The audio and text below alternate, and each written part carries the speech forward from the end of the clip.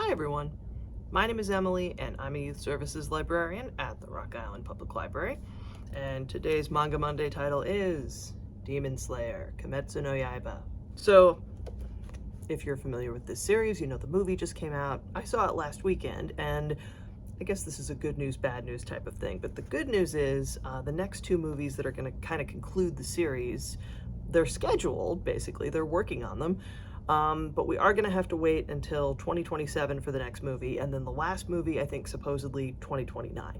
So they're coming, but I mean, if you've seen the animation, you know it's this really gorgeous blend of hand-drawn stuff and CGI, so it does take a while to make. So they're coming, you're going to have to wait. But in this first volume, we meet these siblings. So this is Tanjiro, and this is his sister Nezuko.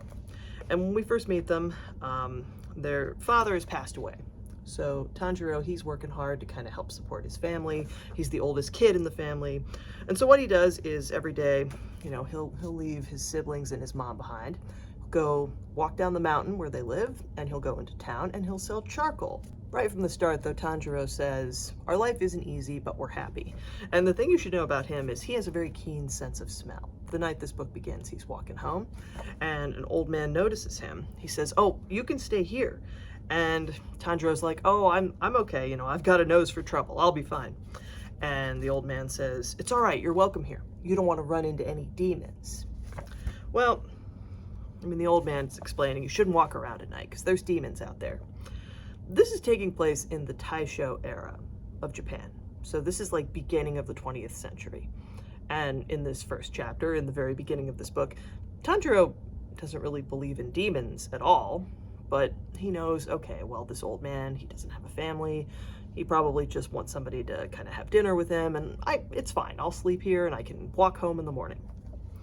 So he does this. He also remembers, though, his grandmother told him something similar before she died. So, I mean, Tanjiro sleeps. Next day, he's walking home, and he finds that his whole family has been killed by something. Now, Nezuko, she's wounded, but she's still alive. So he grabs her and thinks, I gotta get back to town, I gotta find a doctor. But as he's walking, he doesn't see, because he's carrying his sister on his back, she wakes up. And right away, I mean, she screams. And Tanjiro is so surprised, he slips in the snow, and he falls. And when he gets up, he finds, oh, well, Nezuko's already standing up. So he's thinking, oh, this is great, she's not that badly hurt. You know, what happened? How did this happen to our whole family? And then he notices that his sister has changed a bit. Her eyes look different, her teeth are sharper. And this is how Tanjiro discovers that his family was killed by a demon. And Nezuko was bitten, but not killed. So now she is turning into a demon herself. So the thing is, I mean, all Tanjiro really has is his hatchet. And he is able to kind of shove it into Nezuko's mouth because she's trying to bite him. But she doesn't want to. Like, you can see she's crying. And he's like, hey, you have to remember who you are. I know you don't want to hurt me. And it's this point that this person shows up. So this is Giyu. Giyu appears and is able to kind of knock the siblings apart. And Giyu says, why did you protect her? She's becoming a demon. And Tanjiro says, hey, that's my sister. You know, this is the only family I have left. Of course, I'm going to try and protect her. But, I mean, she's fighting back against Giyu. And Tanjiro begs for his sister's life. But, I mean, this kind of has the opposite effect that he was hoping for, because Giyu gets mad and says, hey, don't ever be defenseless in front of an enemy. This is how you get killed. What if your sister decides she's going to kill you? But she hasn't yet. And the whole idea, the thing that Giyu quickly realizes, is that, okay, well, I'm just gonna have to take care of this. Like, this kid's not gonna let me kill his sister, but I'm not gonna kill him, he's still a human, but I can't just let him be walking around with this demon, even if it formerly was his sister. She's going to eventually snap, and she's gonna kill and eat people, and then he will feel even worse. But the thing that's interesting about Tanjiro, I mean, he doesn't have fighting experience, really. Not like Giyu. Giyu has a sword. He's kind of obviously got a very clear advantage here. But in this first fight, what Tanjiro does, I mean, he's very strategic about it. He's able to throw something at Giyu, and okay, I mean, this distracts him just long enough that Tanjiro can get close to his opponent. But I mean, he's knocked out almost immediately. Giyu just hits him with the hilt of his sword, knocks him out. And it's at this point, Giyu hears like a whooshing sound by his head. And this is when he notices, before he was knocked out, Tanjiro threw his hatchet. He threw it in this arc so that it would kind of come around and, come right at Giyu's head. So it misses Giyu's head, but he's thinking, wow, okay.